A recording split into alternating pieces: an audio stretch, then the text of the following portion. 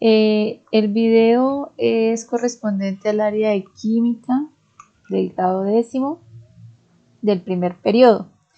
Este video tiene como finalidad explicar el taller y algunas partes o temas referentes a la actividad que tienen que realizar. Este año ustedes no ven biología, sino ven el área de química. Explico el taller de química porque me parece que es el que les sirve a ustedes y a partir de esto ustedes ya saben cómo desarrollar el de ética. Ustedes van a encontrar un encabezado en donde encuentran algunas indicaciones. Aquí tienen que colocar su nombre, tienen que colocar su autoevaluación y la coevaluación de su acudiente a partir de lo que ustedes hicieron, del trabajo, el tiempo, la dedicación, la presentación, etc.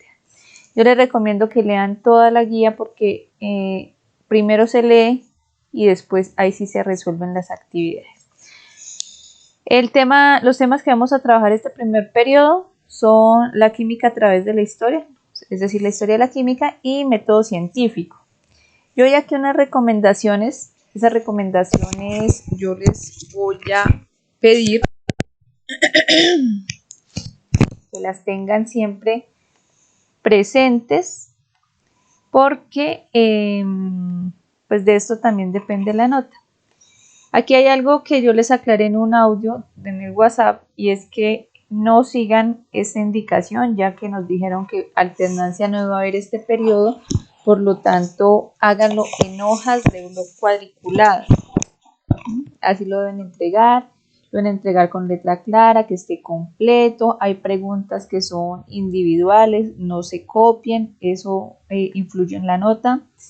Este video les va a ayudar para que ustedes entiendan un poquito mejor el tema. Yo contesto dudas, inquietudes, sugerencias por WhatsApp, texto o audio en un horario prudente, como ya lo dije, de lunes a viernes, de 7 de la mañana a 8 de la noche. Pero recuerden, por favor, no lo hagan en el cuaderno, háganlo en hojas.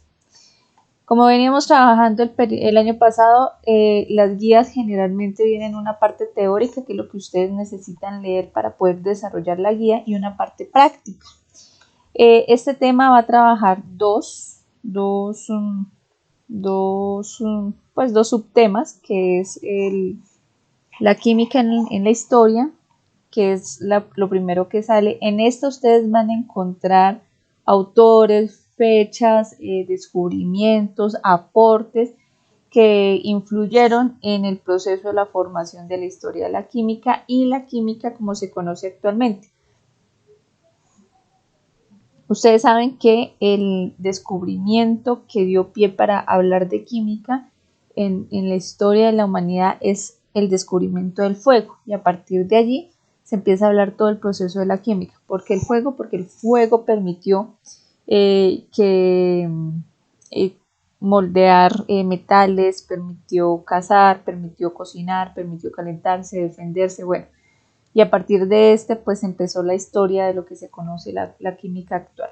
Entonces ustedes van a leer y van a encontrar épocas como la época egipcia, los griegos, en donde ustedes saben que el principal representante, pues el que más se conoce, es Aristóteles, y Aristóteles hace un aporte pues significativo de la historia de la química, que él dice que todo lo que se conocía en esa época estaba conformado por la combinación de los 4 elementos: tierra, agua, aire y fuego. Sin embargo, en esa misma época, Demócrito y Leucipo eran también dos estudiosos que decían que no, que todo estaba conformado por pequeñas partículas, que no las podíamos ver, pero que formaban todo lo que nosotros nos rodea.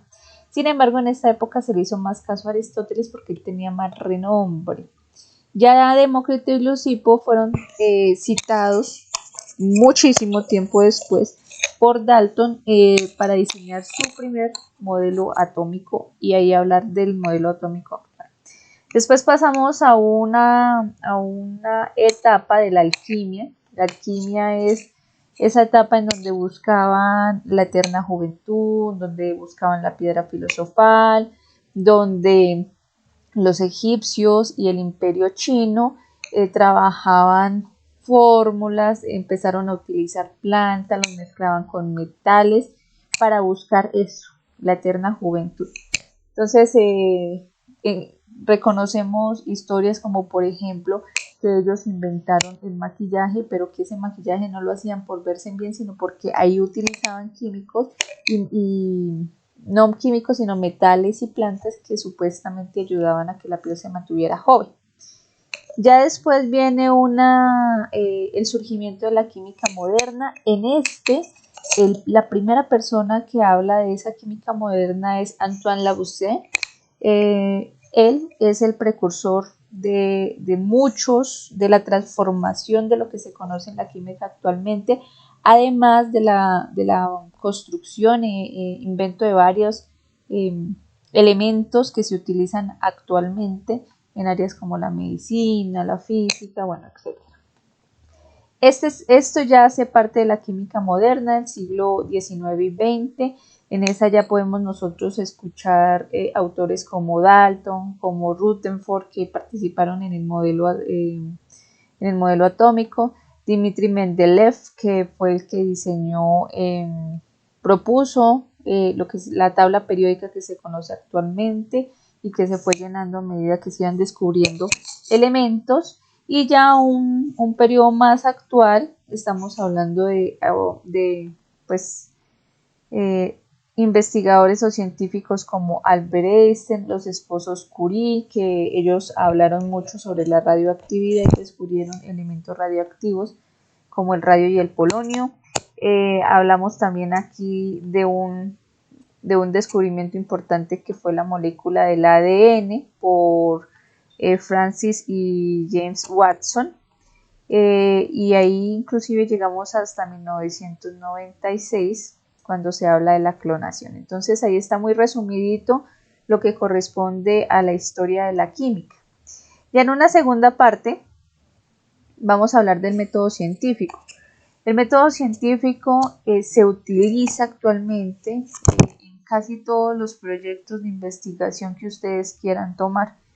Es una serie de pasos que le permite al investigador poder realizar una experiencia, comprobar que funcionó y convertirla posiblemente en una ley o que se quede como una teoría. Bueno, es importante este método científico entenderlo porque ustedes cuando hagan un proyecto de investigación van a utilizar esos pasos del método científico. El método científico se utiliza en casi todo lo que uno hace de investigación.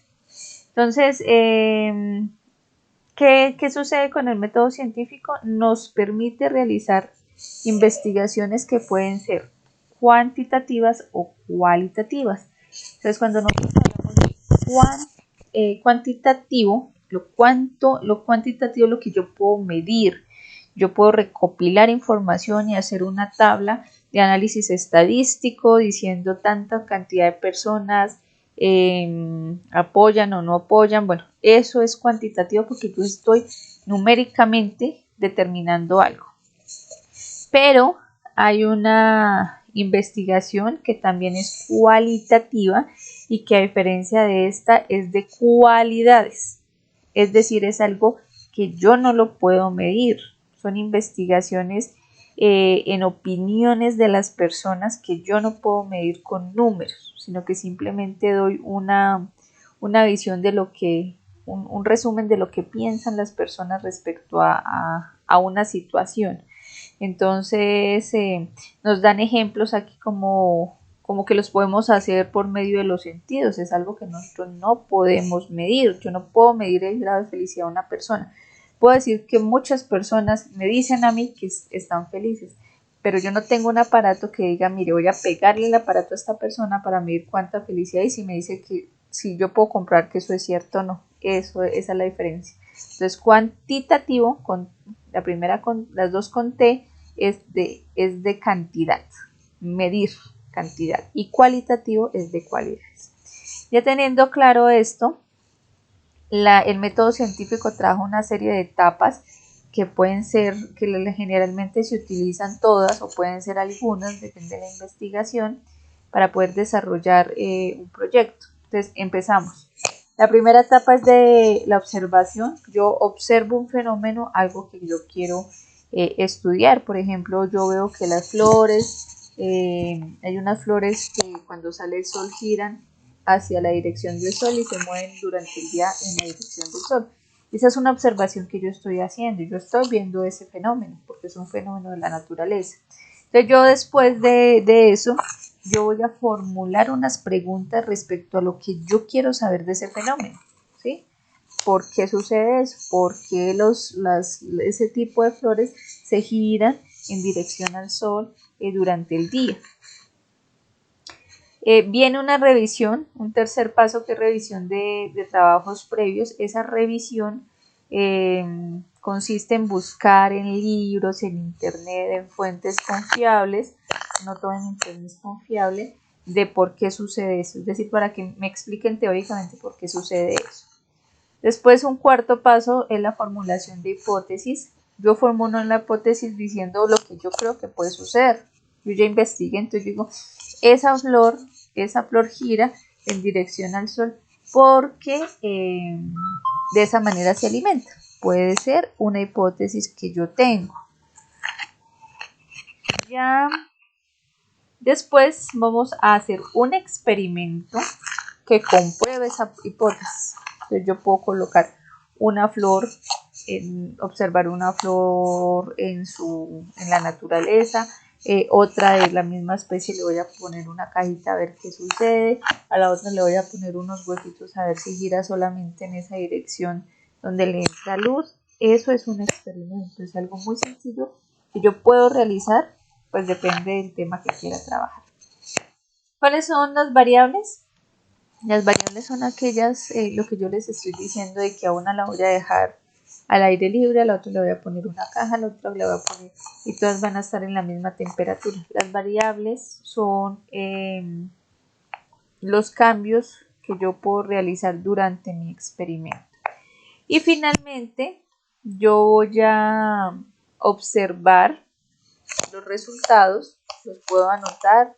Lo que yo les estaba a ustedes diciendo puede ser cuantitativa o cualitativa. En este caso, esa investigación que yo les planteo es de tipo cualitativo porque estoy mirando el movimiento, más no estoy midiendo cuántas plantas lo hacen. A eso voy cuando hablo de cuantitativo y cualitativo. Y saco unas conclusiones y digo si mi hipótesis se cumplió o no se cumplió. Porque la conclusión es decirme, la hipótesis que yo decía es cierta.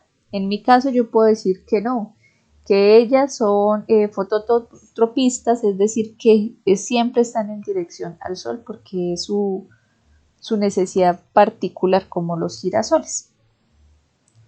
Listo, entonces hasta acá vamos a dejar este primer video. Ya voy a hacer un segundo video donde voy a explicar cómo resuelven el taller.